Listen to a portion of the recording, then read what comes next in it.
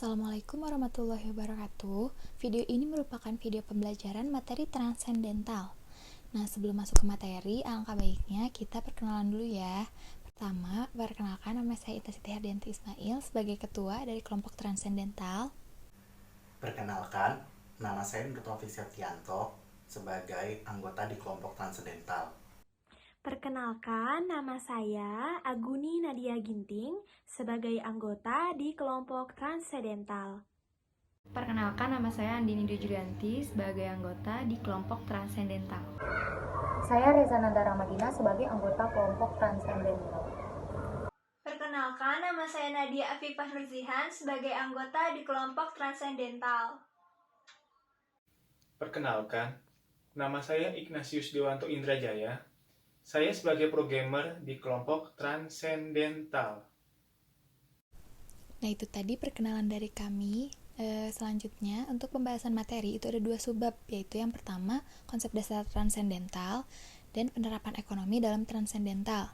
Dalam konsep dasar itu nanti akan dijelaskan dua fungsi, yaitu fungsi eksponensial dan fungsi logaritmik. Sedangkan di penerapan ekonomi itu ada 4, yaitu model bunga majemuk, model pertumbuhan, kurva Gampertz, dan kurva belajar. Oke, materi pertama akan dijelaskan oleh Kak Taufik. Silakan, Kak. Yang pertama, kita masuk ke konsep dasar transendental. Fungsi diklasifikasikan menjadi dua, yaitu fungsi aljabar dan non-aljabar. Transendental termasuk ke dalam fungsi non-aljabar, di mana fungsi non-aljabar adalah fungsi yang tidak dapat dinyatakan dalam sejumlah operasi berhingga. Transendental merupakan suatu hubungan matematis yang menyatakan hubungan ketergantungan. Transendental digunakan untuk menentukan tingkat pertumbuhan pada periode yang akan datang. Penemu dari materi transendental serta fungsi yang ada di dalamnya adalah Leonhard Euler.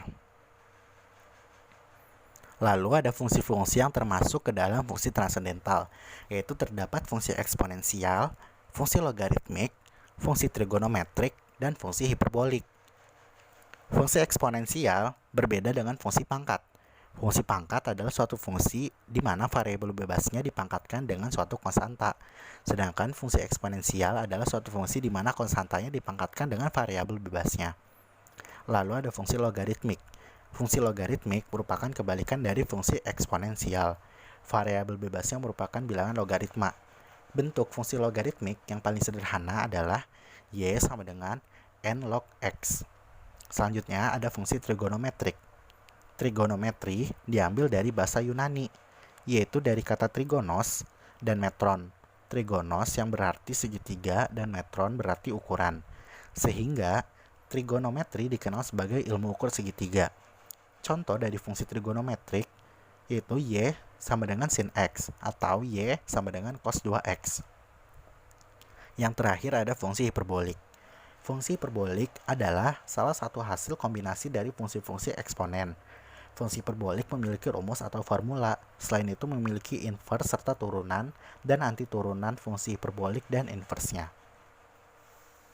Nah, pokok pembahasan transendental pada matematika ekonomi 2 di sini hanya pada fungsi eksponensial dan fungsi logaritmik saja.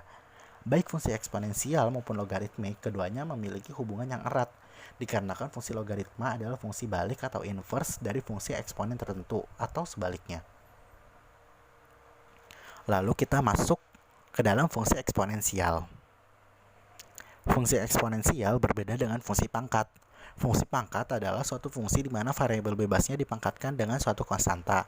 Sedangkan fungsi eksponensial adalah suatu fungsi di mana konstanta dipangkatkan dengan variabel bebasnya. Jika fungsi pangkat itu x pangkat 2, maka fungsi eksponensial itu 2 pangkatkan x. Lalu terdapat bentuk-bentuk fungsi eksponensial. Yang pertama ada bentuk fungsi eksponensial yang paling sederhana, yaitu y sama dengan n pangkat x, di mana y lebih besar daripada 0.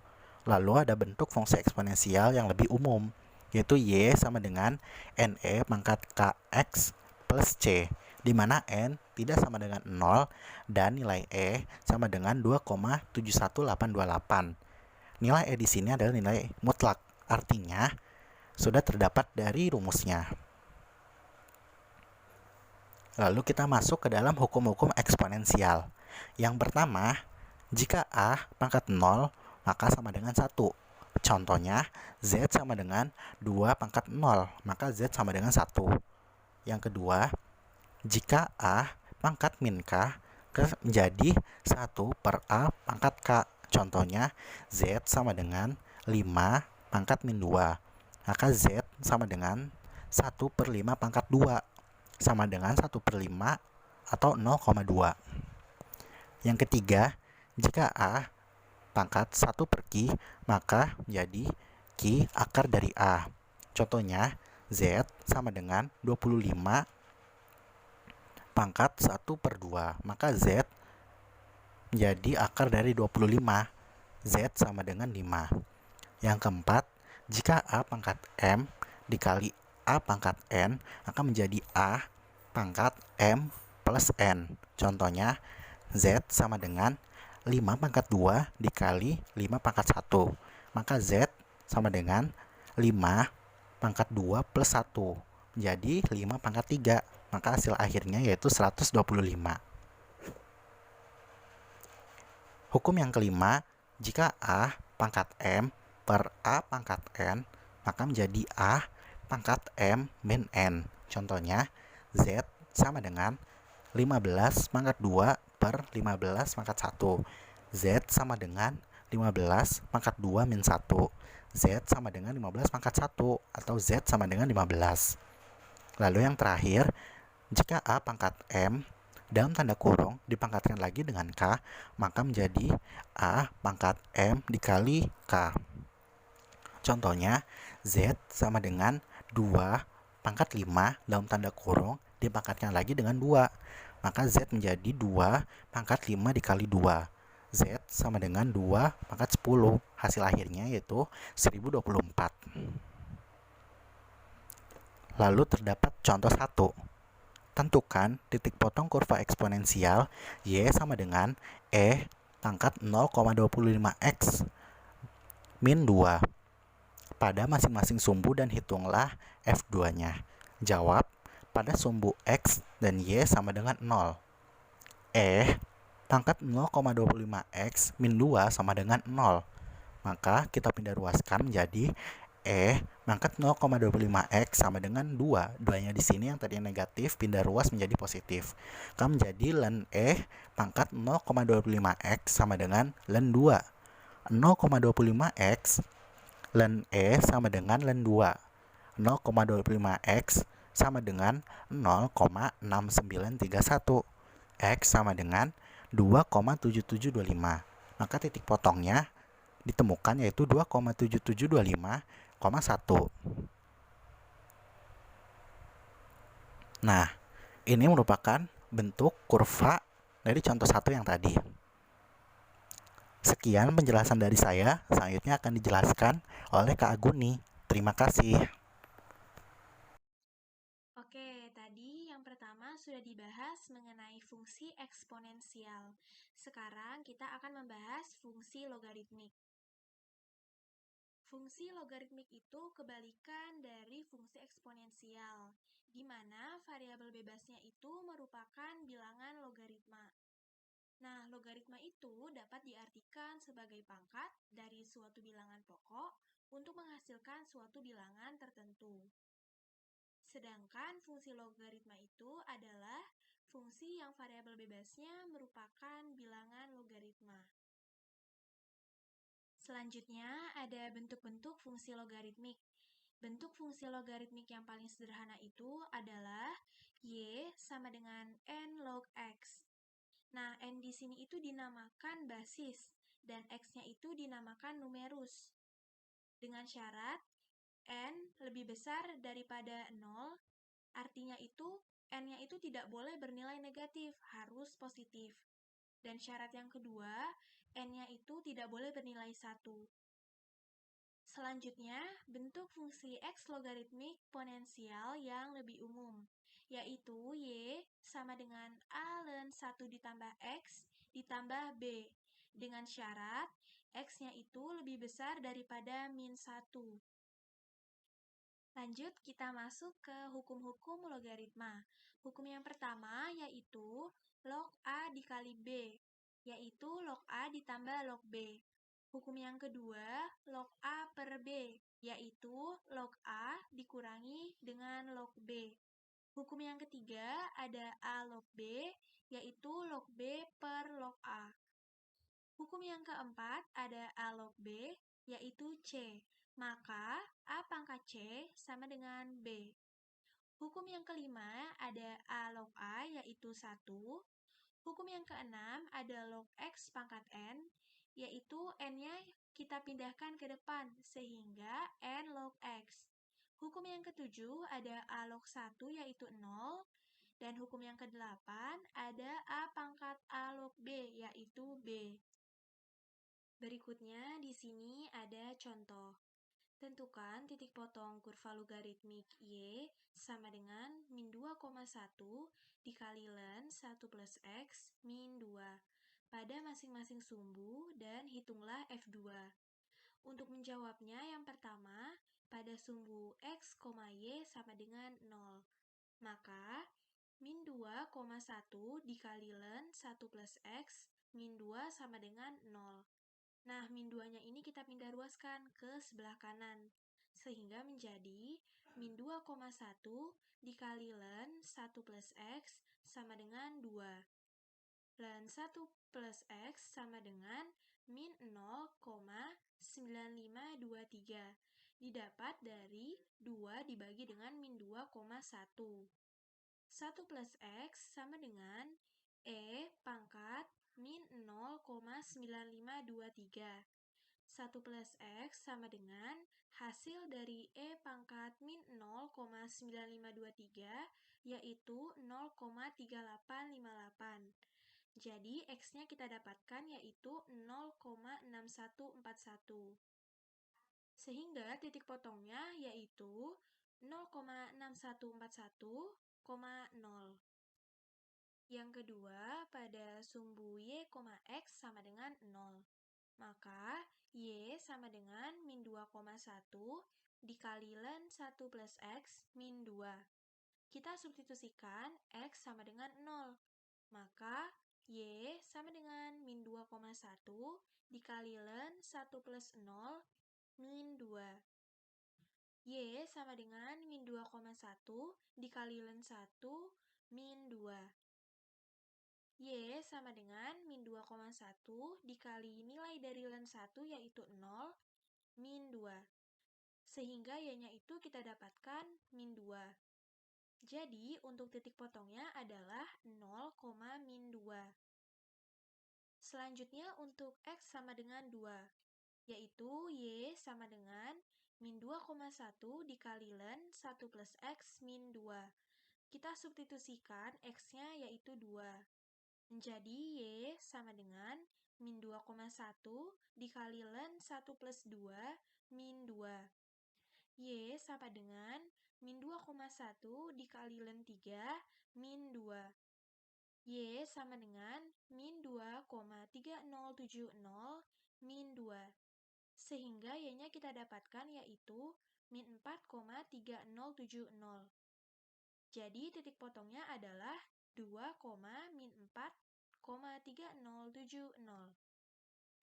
Dan ini merupakan bentuk kurva dari contoh di atas, di mana tadi sudah kita temukan titik potongnya, yaitu X-nya 2, dan Y-nya itu min 4,3070. Oke, selanjutnya kita masuk ke penerapan ekonominya. Dalam penerapan ekonomi transendental itu ada 4. Yang pertama, ada model bunga majemuk. Yang kedua, ada model pertumbuhan. Yang ketiga, ada kurva Gampertz. Dan yang terakhir itu ada kurva belajar.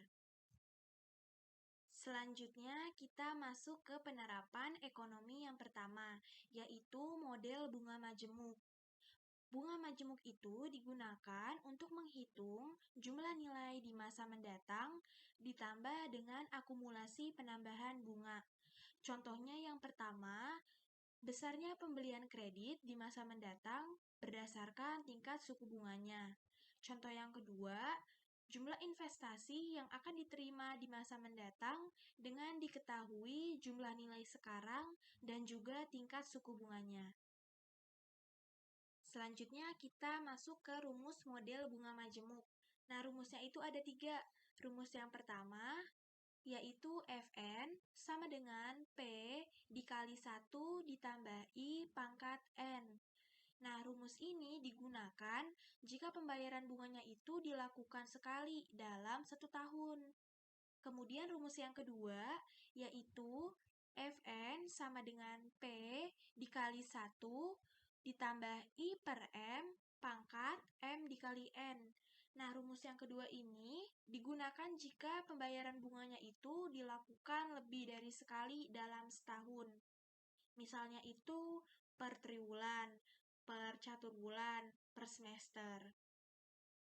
Untuk keterangannya, Fn itu adalah jumlah saldo pinjaman atau tabungan setelah N tahun. P itu adalah jumlah saldo sekarang. I itu tingkat bunganya. M itu frekuensi pembayaran bunga, dan N itu jumlah tahunnya. Nah, rumus yang terakhir ada Fn sama dengan P dikali E pangkat I dikali N. Nah, rumus ini digunakan jika bunganya itu dimajemukkan kontinu selama 1 tahun, di mana nilai E itu adalah 2,71828. Bentuk rumus dari yang ketiga ini itu dinamakan model bunga majemuk sinambung atau continuous compound interest. Bisa kita sebut juga dengan model lintah darat karena sering dipraktekkan oleh para rentenir. Sekian penjelasan dari saya. Selanjutnya akan dijelaskan oleh Kak Nadia. Terima kasih. Rumus model bunga majemuk selanjutnya yaitu jika bunga dimajemukkan kontinu selama 1 tahun. Rumusnya yaitu Fn sama dengan P dikali E pangkat I dikali N, di mana nilai E ini yaitu sebesar 2,71828. Nah, bentuk ini dinamakan model bunga majemuk sinambung atau continuous compound interest. Dalam kasus pinjam-meminjam seringkali dipraktekkan oleh para rentenir atau disebut juga dengan lintah darat, yang terkadang menetapkan atau memperhitungkan bunga atas uang yang dipinjamkannya itu secara harian, yaitu M atau frekuensi pembayaran dalam setahun sama dengan 360. Oleh karenanya, model ini disebut juga dengan model lintah darat. Selanjutnya yaitu contoh kasus. Wendy menabung di sebuah bank dengan setoran awal sebesar 155.000 dan pihak bank memberikan suku bunga sebesar 12% per tahun. Maka berapakah nilai uang Wendy setelah 10 tahun apabila suku bunga dihitung per semester dan suku bunga dihitung per jam? Penyelesaian. Untuk penyelesaian jangan lupa menggunakan format diketahui, ditanya, lalu jawab. Di sini diketahui bahwa P yaitu sebesar 155.000 dan N yaitu sebesar 10. I yaitu sebesar 0,12 didapat dari 12% atau tingkat bunganya. Dan M yaitu sebesar 2, yaitu didapat dari hasil perhitungan per tahun, di mana 1 tahun terdapat 12 bulan dibagi dengan 1 semester, yaitu 6 bulan, maka didapat M yaitu sebesar 2. Dan ditanya yaitu F10 per semester dan F10 per jam. Lalu jawab. Yang A yaitu perhitungan per semester dengan menggunakan rumus bunga majemuk biasa. Dengan cara yang pertama yaitu tanpa menggunakan logaritma. Rumusnya yaitu Fn sama dengan P dikali 1 ditambah I per M pangkat M dikali N. Lalu kita substitusikan nilai-nilai yang sudah diketahui sebelumnya ke dalam rumus ini, menjadi F sama dengan 155.000 dikali 1 ditambah 0,12 per 2 pangkat 2 dikali 10, menjadi F sama dengan 155.000 dikali 1 ditambah 0,12 per 2 pangkat 20. Lalu kita hitung yang di dalam kurung terlebih dahulu, menjadi 155.000 dikali 1,06 pangkat 20, dan F didapat yaitu sebesar 497,105. Lalu dengan cara yang kedua, dengan menggunakan logaritma. yaitu F sama dengan 155.000 dikali 1 ditambah 0,12 per 2 pangkat 20. F sama dengan 155.000 dikali 1,06 pangkat 20 menjadi log F sama dengan log 155.000 ditambah 20 log 1,06, maka menjadi log F sama dengan 5,1903 ditambah 0,5061.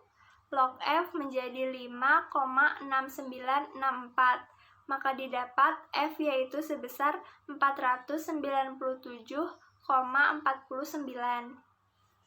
Lalu untuk perhitungan per jam, yaitu menggunakan rumus bunga majemuk sinambung. Dengan cara yang pertama, yaitu tanpa menggunakan logaritma natural. Rumusnya yaitu Fn sama dengan P dikali E pangkat I dikali N. Lalu kita substitusikan nilai-nilai yang sudah diketahui sebelumnya ke dalam rumus ini. Menjadi F sama dengan 155.000 dikali E pangkat 0,12 dikali 10. F sama dengan 155.000 dikali E pangkat 1,2 dengan nilai E yaitu sebesar 2,71828, maka didapat yaitu F sama dengan 155.000 dikali 3,3201 menjadi F sama dengan 514,617. Lalu dengan cara yang kedua, yaitu dengan menggunakan logaritma natural. F sama dengan 155.000 dikali E pangkat 1,2 menjadi ln F sama dengan ln 155.000 ditambah 1,2 ln E menjadi ln sama dengan 11,9511 ditambah 1,2 ln F sama dengan 13,1511 dan didapat nilai F yaitu sebesar 514,576. Analisis. Jadi jumlah uang Wendy setelah 10 tahun apabila suku bunga dihitung per semester yaitu sebesar 497,105. Namun apabila suku bunga dihitung per jam, maka jumlah uang Wendy yaitu sebesar Rp514,617.000. Selanjutnya yaitu model pertumbuhan. Nah, model pertumbuhan tak lain juga merupakan bentuk fungsi eksponensial dengan simbol PT yaitu jumlah penduduk sebagai variabel terikat dan T kecil yaitu waktu sebagai variabel bebas. Nah, model ini tidak saja relevan bagi penaksiran variabel kependudukan, namun dapat diterapkan untuk menaksir variabel-variabel lain yang berkenaan dengan pertumbuhannya. Nah, di sini ada rumus model pertumbuhan, yaitu PT sama dengan P1 dikali R besar pangkat T kecil min 1. Lalu R besar sama dengan 1 ditambah R kecil, di mana PT ini adalah jumlah penduduk pada tahun ke-T, dan T kecil adalah jumlah tahun, P1 adalah jumlah penduduk pada tahun pertama atau basis, dan R kecil yaitu tingkat pertumbuhan. Rumus model pertumbuhan selanjutnya yaitu NT sama dengan N1 dikali R besar pangkat T dikurang 1, dan R besar sama dengan 1 ditambah R kecil, di mana N ini adalah variabel yang sedang diamati, R besar adalah persentase pertumbuhan persatuan waktu, dan I adalah sebagai indeks waktu. Sekian penjelasan dari saya, selanjutnya akan dijelaskan oleh Kak Andini. Terima kasih. Baik, selanjutnya ada contoh kasus 2. Di sini diketahui jumlah mahasiswa di Universitas Goto tercatat ada 111 mahasiswa pada tahun 2011 dengan tingkat pertumbuhan sebesar 5% per tahunnya. Jadi berdasarkan data tersebut, berapakah jumlah anggota yang resmi menjadi mahasiswa di Universitas Goto pada tahun 2020? Untuk penyelesaiannya, jangan sampai lupa kita diketahui, ditanya, jawab, dan analisisnya. Untuk yang diketahuinya, itu ada N1 atau tadi data dari jumlah mahasiswa di Universitas Goto itu ada 111 mahasiswa. Nah, untuk R-nya ini pertumbuhan atau tingkat pertumbuhannya itu 5% dan dijadikan desimal, yaitu 0,05. Dengan indeks waktunya itu T sama dengan 10. Dari mana sih 10? 10 itu dari 2011 sampai ke 2020. Nah, lalu ada R besarnya ini, caranya itu kan 1 ditambah R kecil ya, jangan sampai ketinggalan. Jadi R besar ini adalah 1,05. Dan yang ditanya adalah N10-nya. Lalu lanjut ada jawabannya. Jadi jawaban ini yang pertama itu tanpa menggunakan logaritma. Nah, yang kedua itu dengan menggunakan logaritma. Tanpa menggunakan logaritma maupun dengan menggunakan logaritma ini rumusnya sama, namun caranya saja yang berbeda ya. Untuk yang tanpa menggunakan logaritma ini tinggal substitusikan saja ke rumusnya dan didapatkan hasilnya itu 172 orang ya. Dan dengan menggunakan logaritma ini kita menggunakan kalkulator ya untuk menghitungnya, karena di sini ada log yang mana caranya itu tinggal kita klik aja untuk shift, lalu diklikkan lagi ke lognya dan diklikkan lagi angkanya gitu, langsung dihitung dan didapatkan hasilnya 172 orang juga. Sama ya hasilnya kalau misalkan dengan menggunakan logaritma dan tanpa menggunakan logaritma ini ada yang berbeda hasilnya, berarti ada yang salah hitung gitu, karena ini pasti sama. Oke, next. Di sini ada analisis, jangan sampai lupa untuk analisisnya.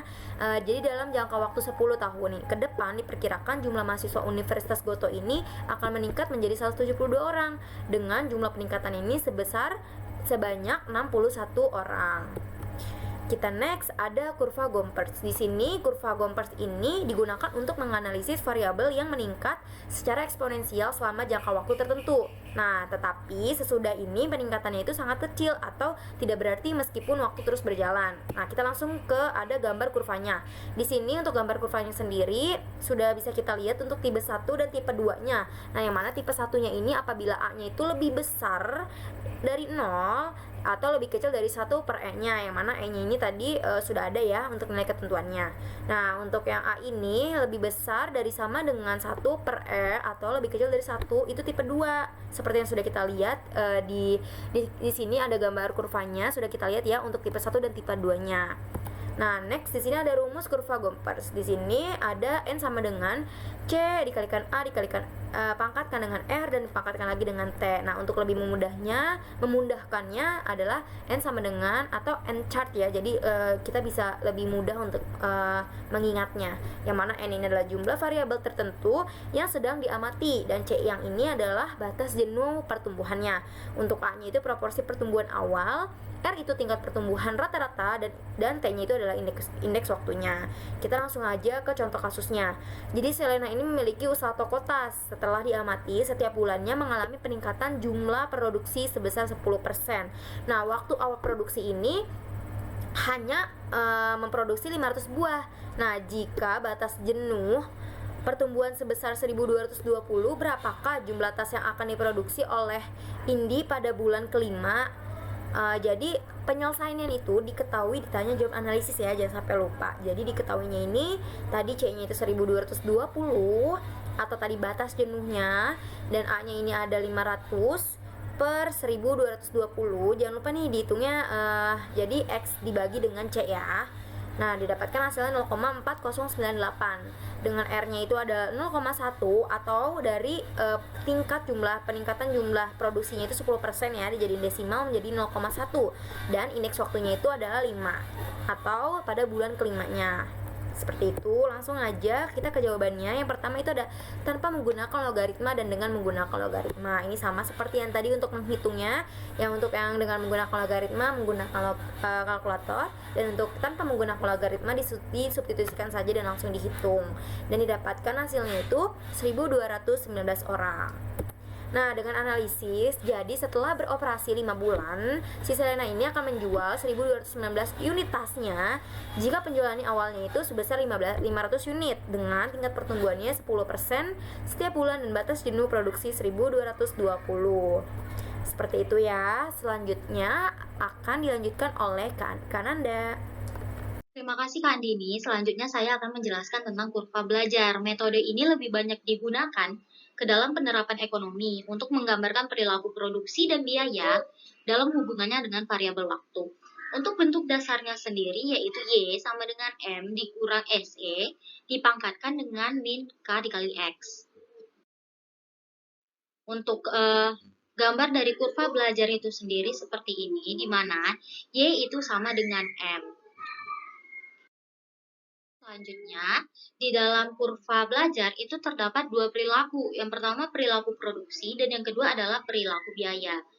Untuk rumus sendiri dari perilaku produksi adalah P sama dengan PM dikurang PS dikali E dipangkatkan dengan R dikali T, di mana P adalah produksi per satuan waktu setelah T satuan waktu, PM adalah kapasitas produksi maksimum per satuan waktu, PS sisa kapasitas produksi pada permulaan kegiatan produksi pada saat T sama dengan 0. T merupakan indeks waktu dan R adalah tingkat pertumbuhan produksi. Selanjutnya ada perilaku biaya.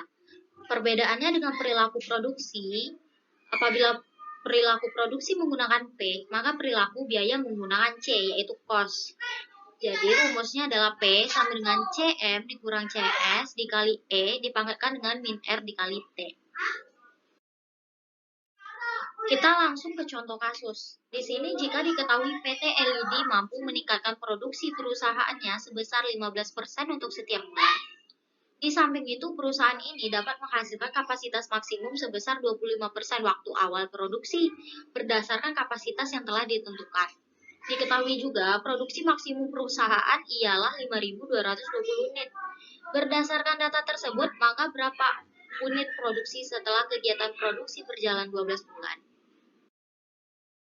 Untuk penyelesaian, itu PM-nya tadi 5.220, PS-nya 25% dikali dengan PM.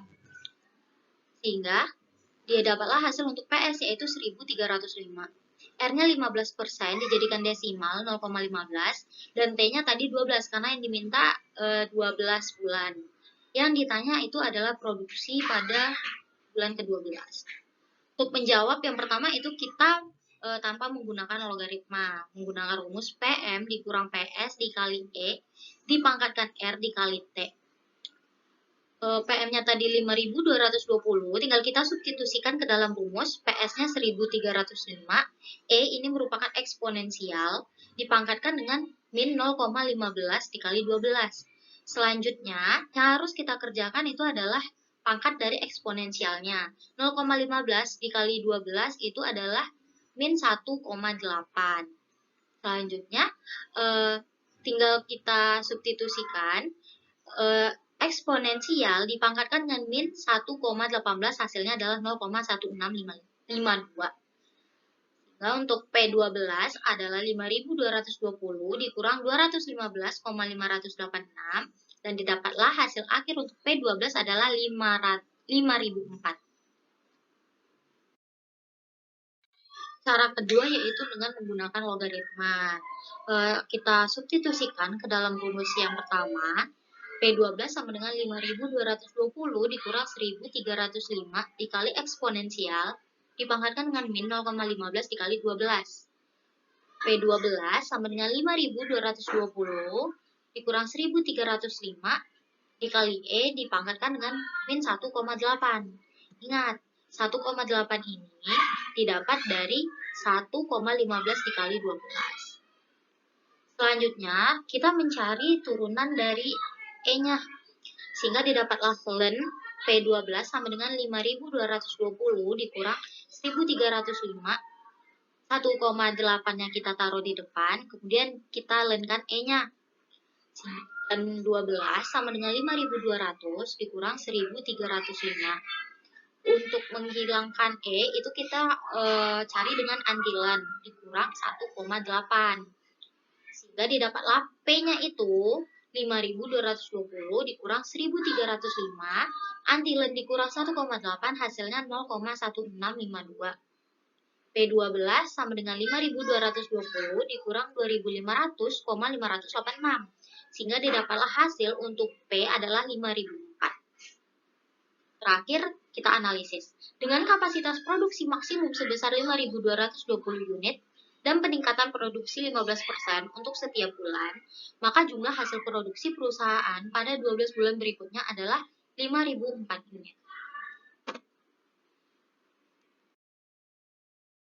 Sekian presentasi dari saya, terima kasih.